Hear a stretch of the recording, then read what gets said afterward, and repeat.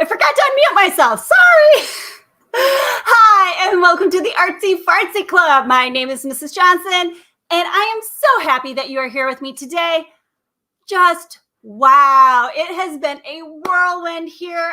If you don't know who I am, I live in Florida. I have 4 kids, and if you've been paying attention to the news, just wow, we've had quite the last couple of days here, a few days. My kids had Monday off for an in-service day for teachers, and then they went to school on Tuesday, and then we've had the rest of the week off. It has just been wild because we had hurricane prep, and then of course the hurricane day, and then we got a day off for post-hurricane.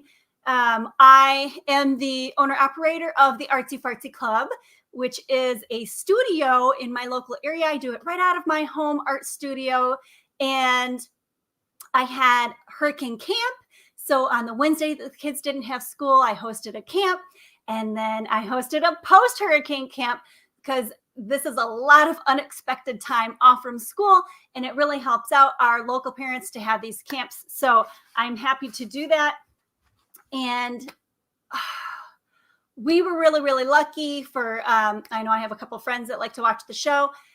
We were really lucky. We only lost one big tree, and otherwise it's just been hours of cleanup, and we're still not even done. Just hours and hours of picking up branches because we were lucky enough to be surrounded by trees. And but that being said, we are inland enough that we were not in an evacuation zone. And our local beach, Clearwater Beach, is the main big beach that tourists come to. It is utterly devastated. Anywhere that was along the coast or waterways is just destroyed, we do know some people that have businesses out there, and they're just demolished. And there's people that lost more than them. There was fires, electrical fires that started, and the surge waters just came in, it's 5 to 8 feet high, and it was just awful. My husband just taught a client this morning, and she is separated, and her husband was living in the beach home that now needs to be demolished because they can't have insurance for the homes on the beaches, and a lot of mobile homes can't have insurance. They won't give it to you here in Florida. So these people have no money from the insurance to fix their homes, and they're currently homeless. They just hundreds and thousands of people that are thousands and thousands of people that are just absolutely devastated. So if you can, any way that you do assistance, if you are a prayer warrior, pray. If you have financial means that you can give to legitimate relief funds, do that. If you can donate food and clothing, do that. These people have lost just about everything. So just everything, their furniture and their clothes and mattresses, and just, it's all gone. So I'm feeling really blessed personally. And now let's get into our art. So on my Wednesday art camp, I did this project, and I'm really excited to bring it to you because I had been planning this for the last 2 Saturdays to do this project, and then it ended up being amazing. So I did this all in my 3-hour art camp, and let's get into it. All right. So the last couple of Saturdays, we did the floating chalk prints. Awesome. Then we did our Suminagashi prints. Awesome. And now today we are going to take those 2D papers and create a 3-dimensional artwork. And so the materials you're going to need is those papers from the last couple of weeks. I'm using a floral foam. I just happen to have a bunch of floral foam in my studio. And so I cut it up into rectangles, and I let them paint it with tempera. This was my example. So it's not painted the best, but to save time and mess, I decided not to repaint it this morning. But you can just, paint it nice.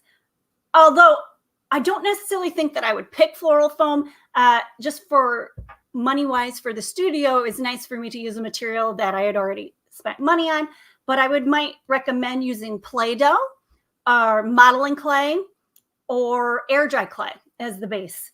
And so you just make your base. And then I have these skewers. Now these skewers are blunt at each end. You could use a kebab stick, but I would either snip off the end. And if you have a nice strong pair of scissors would be great. But you know what would work really great is kitchen scissors, because they're made to cut through like chicken bone and stuff. So that would snip off the ends so you don't have pointy ends for little people. Or you just hot glue the end in. I didn't even hot glue. It just sticks into my foam nicely and doesn't really come out. But you could put a little dab of hot glue before you stick it in if you want to make sure it's secure. So when I start my lesson, I give everybody a paper towel. I give them their foam to start. They painted it. I said, don't worry about the bottom because it's going to stand on that bottom. And then we stuck in their sticks. Okay. And, oh, I am so sorry. Not very nicely adjusted today. It's been a lot the last couple of days. So we were just rushing the kids out. And hopefully they can find a park, because a lot of our local parks were closed for the last couple of days. So, and then because of the water issues, some of them are still closed. So hopefully they can find a little park to play in. Okay. So I guess I'll work on it sideways so that you can see what I'm doing the long way. All right. So we talked about a lot of things in this camp, and I'm going to try to make sure that I hit all the main points. But one of the first things that we talk about is two-dimensional versus three-dimensional. So our printmaking, we made these papers and they are two-dimensional, right? We have our length and our width, okay? But what we don't have is depth. And so when we go to transfer this concept of a flat artwork that we would appreciate on the wall flat, and now we're going to have our length, our width, and now depth, that is what's going to make it into a 3D sculpture. And when we think about 3D sculptures, we need to realize that our viewer does not necessarily look at it from one direction. They can appreciate our sculpture from all angles, okay? So the next thing I did is we talked about geometric shapes and organic shapes. So we took our paper and we folded it in half like a book. And so they saved their favorite papers, okay? I said, we did our printmaking project, clean that one up. We did this printmaking project, clean that one up. And I said, save your favorite prints. Those go home with you. Now your lesser favorite, we're going to use that in our sculpture. And then if you don't like an area like, oh, I don't like that, that looks not nice, I'm going to cut out over here where I like it more. Okay. I'm going to cut out a geometric shape. Now our math shapes, our geometric shapes are triangle, rectangle, circle, rhombus, diamond, okay, those shapes.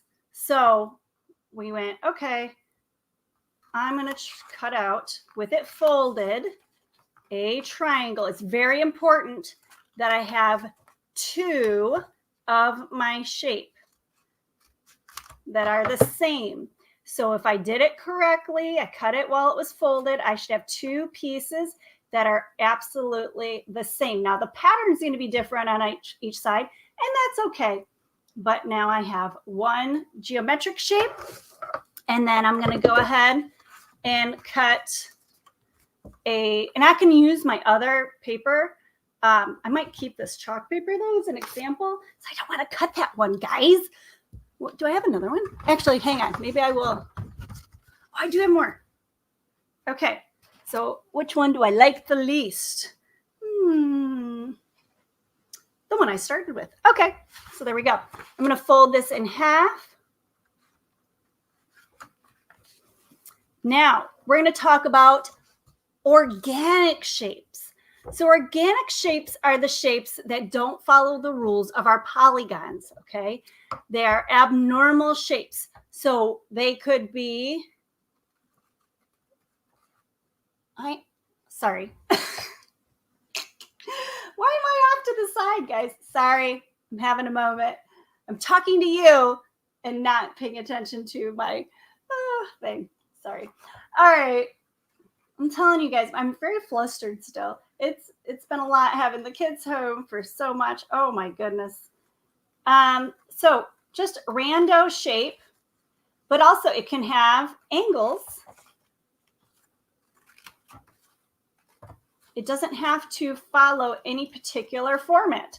Thus, it's organic. Okay. So I picked a random shape. It kind of looks like a bird or something. I don't know. But anyway, so random shape. Okay, I've got these two. Now, I am going to use, the kids ravaged my extra beads and stuff, so I don't have much left. But I've got some pony beads and got a couple silver beads. They really loved my little crystals. I had some fancy crystals. They took those. And a couple of these guys. Why not? Okay. Okay, we'll call it good. So, here we go, my lovelies. I'm first going to start by putting on my paper or my beads. So it's up to me, but I think that it's a little bit nicer if I put some beads on to lift up that paper off the base of the sculpture. So I'm at least going to do 2. I'm going to do 3. And what do you think about that? Okay. So now I'm going to go ahead and glue. This is the tough part.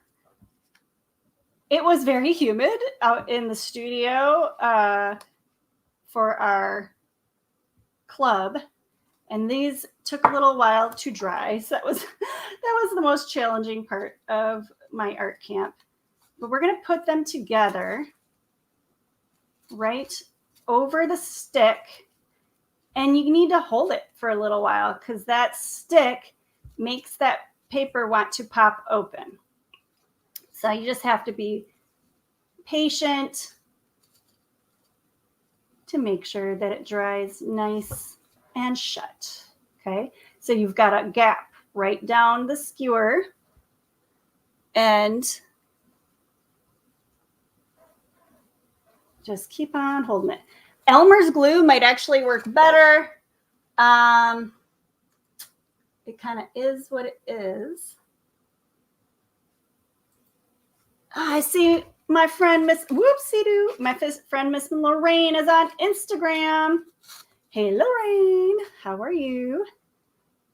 All right. So that's the first one. Now I can separate with some more beads. These puffball beads have a little plastic, like if you wanted to string them. So that string, that center pops right out. And then you just kind of use the stick to skewer to push out the center. And it'll slide right, should. Okay, that one doesn't want to work. It should slide right down the skewer. Okay.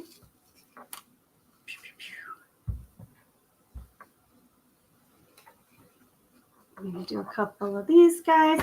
Now, I also have pipe cleaners. I'm going to show you what we're planning on doing with that.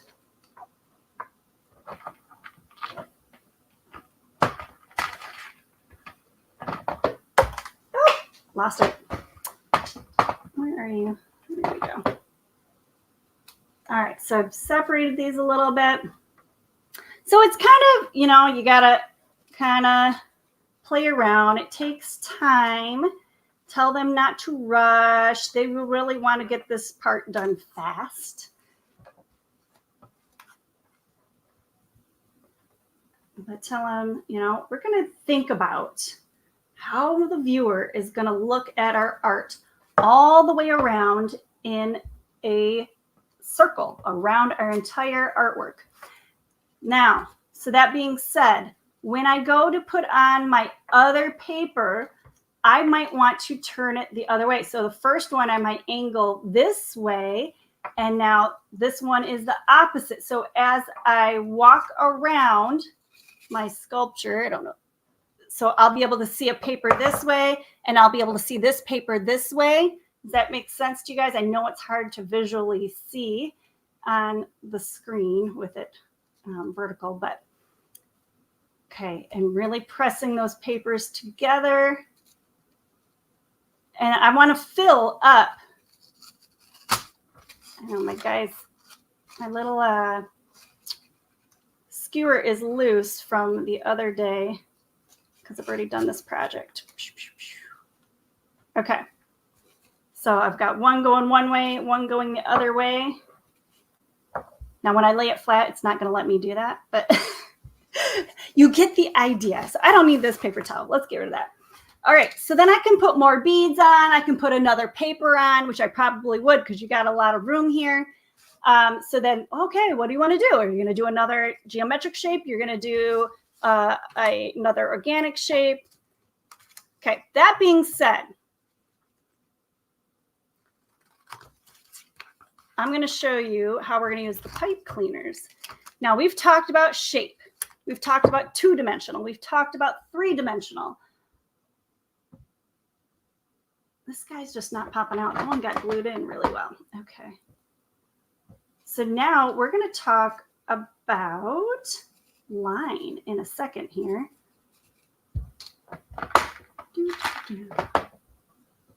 And what's cool about the skewer, it doesn't have to be limited to the exact height of the skewer. If I glue something at the end of my skewer, I can actually make my whole sculpture even a little bit taller by going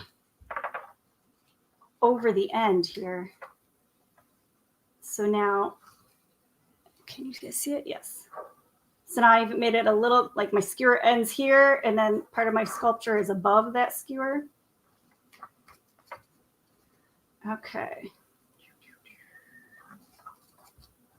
And try to squeeze, squeeze, squeeze. Gotta be patient.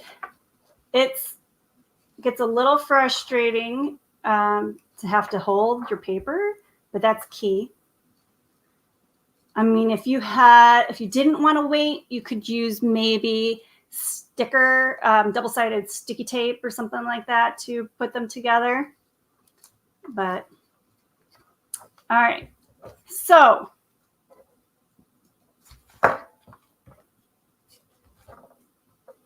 I'm going to talk about line, okay? So I'm going to take pipe cleaners and I'm going to start to convert those into lines. So do I have a handy dandy pencil? All right. So I know all different kinds of lines. If you've been a student of mine, you should know them too. We know, of course, straight line. We know wavy line. We know loop-de-loop. We can do zigzag. Okay, all different. I'm going to take these pipe cleaners and I'm going to create line with them. So it can be straight. It can be zigzag. Okay, this is a great fine motor skill, manipulative here, having to manipulate these pipe cleaners. Okay, I can make it wavy. So instead of pointing those ends, I make them wave up and down. All right, so now I've got 3 lines in one. I can do a curly line. So I have them curl it on a pencil or they curl it around their finger. Okay. Or this one, we did a loop-de-loop. Okay, I let them pick whatever they want to do. This one I did zigzag and loop-de-loop. All right, so they can make different ones. And then if they want, they can also make them shorter. You just take your scissors and trim them. All right. So now I can add these lines to my sculpture by curling them around the skewer. So once again, I can have them going in different directions. So if I had it vertical, one paper is going this way, one paper is going that way. I want this one going this way. So now I can look at all different directions. Now I've got a line coming out this way. I can go back in and put it in another spot, even though I've already put my beads and stuff there. Don't worry, you'll have plenty of room to put in the little pipe cleaner wire. Okay, now I've got a wire going this way.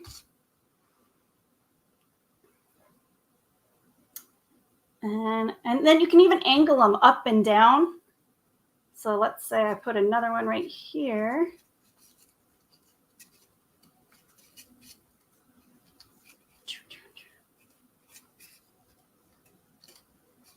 And I can even, it's harder with the longer ones, to be honest. I can have it angled up.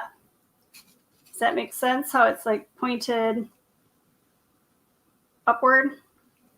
Okay. You can even like reconnect it to itself. So like I could have one down here that connects back up here somehow. Okay. So your imagination is your only limitation, my friends.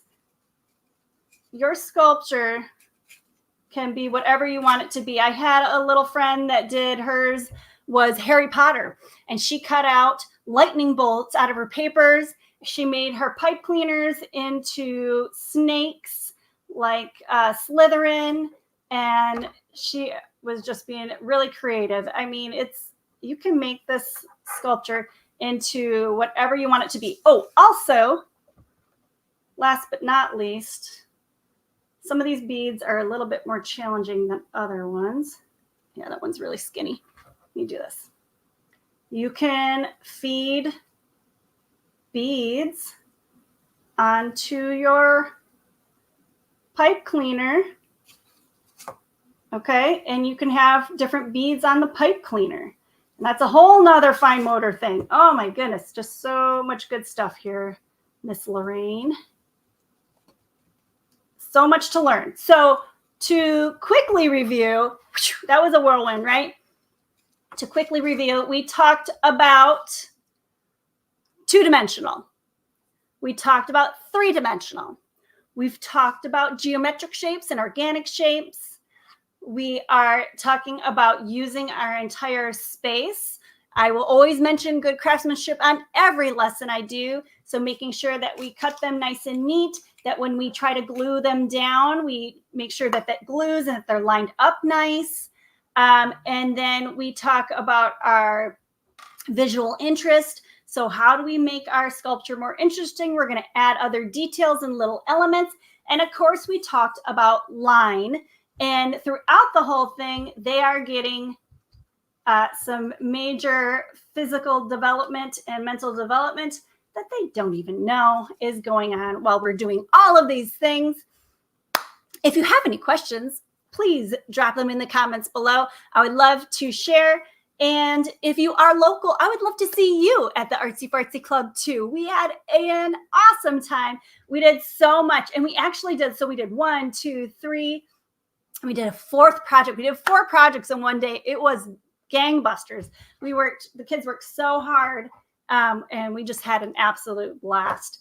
So thank you so much. If you made it to the end, make sure that you like and subscribe. That really helps out my videos and my channel. I'm really shooting for that 1,000 subscribers goals. I'm only a quarter of the way there. So I really need your support. Please share it out to any artsy friends that would also like to subscribe and get some of this fun tips to help you in your own programs. And thank you so much for being here. And if you've never been here before, you are officially an ArtsyFartzy Club member. Yay! And if no one's told you today, I love you. Thank you so much. And until we see each other again, be absolutely artastic. Thanks so much, guys.